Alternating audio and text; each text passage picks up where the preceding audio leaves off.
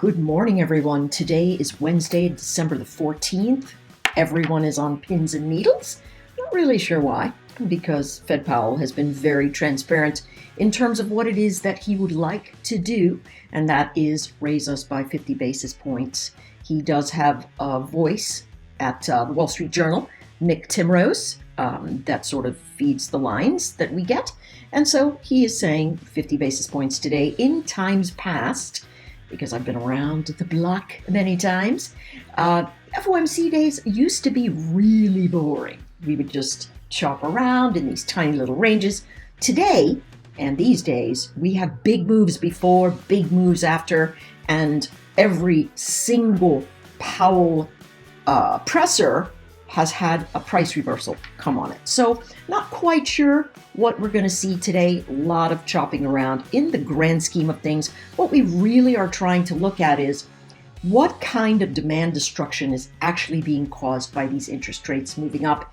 And we can see a fair bit of it in the real estate market, and that is the engine driver of our economy because it makes everything else go, right? You buy a house, then there's all these materials and stuff to fill it up with. It's just a gigantic engine of the US economy.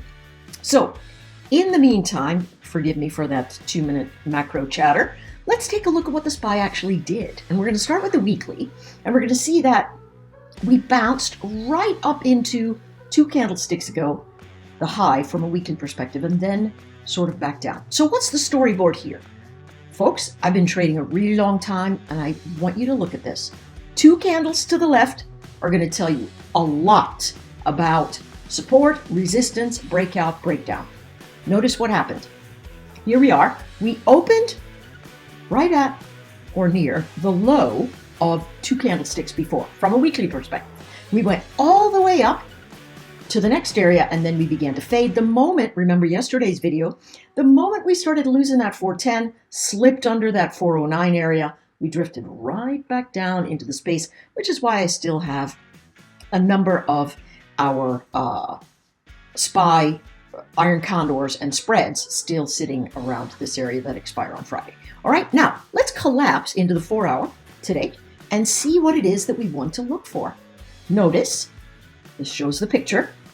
This resistance was to be challenged. Well, guess what? We ran up over it. Probably excited buyers, but mostly buy to cover people in my mind, right? I thought this was a squeeze, and it certainly behaved like a squeeze. It completely retested the breakout area, and now here we are chopping around this zone as the market closed. Okay, so that's really what's going on from this perspective. Where are we today? Let's have a peek. 401.54. So dancing around just a wee bit. Not too bad. For heaven's sakes, where are we? Okay. So, we're sitting right around here. Could we fill this in? Is this a volume profile event?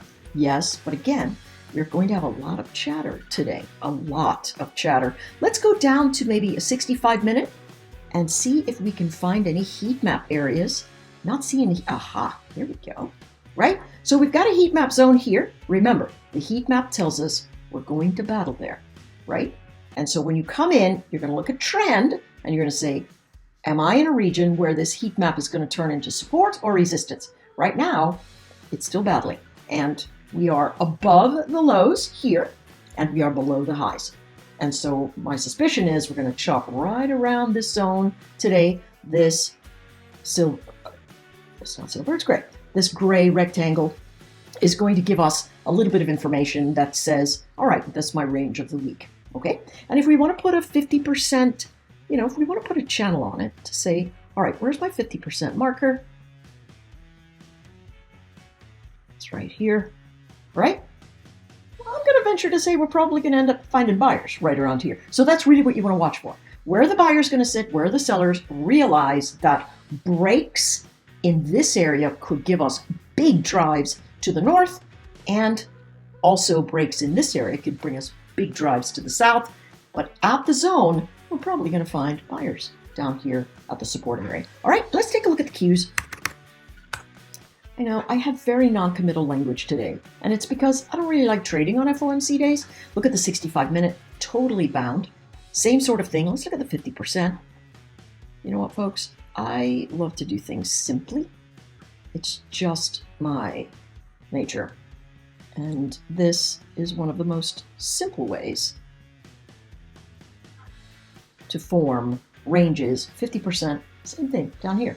So we're in this choppy zone of motion that can give us the move. Notice, we go to the weekly, same thing. 2 candlesticks to the left, right? You're going to see it coming right into here. It'll breach. And then the moment that it begins to fade, you can say, ooh, I better get ready for a short. If it loses my monthly high, this is the prior month's high, I'm going to have shorting action. And it was a beauty. Came all the way back down into the body of the candlestick. That's 2 before, but the most recent candlestick held. So the 2 candlesticks to the left, no matter whether you're looking at a 4-hour, a weekly, a 5-minute, whatever the case is, it's going to help you with a range of motion. Here's the 4-hour heat map sitting right here. This is exactly what our drawings tell us, that we're going to have sort of a magnet to this area and then a magnet to this area based on price. So what's the storyboard? Sideways until we break out of the ranges, and that's what we want to do. Okay, hey, listen, good luck today. Stay frosty. The market is a buffet. It's open every day, 24 hours a day in some markets, and you don't have to rush. Don't let FOMO take your brain out of its logical structure so you help find your way around the bend. All right? Good luck, and I'll see you tomorrow.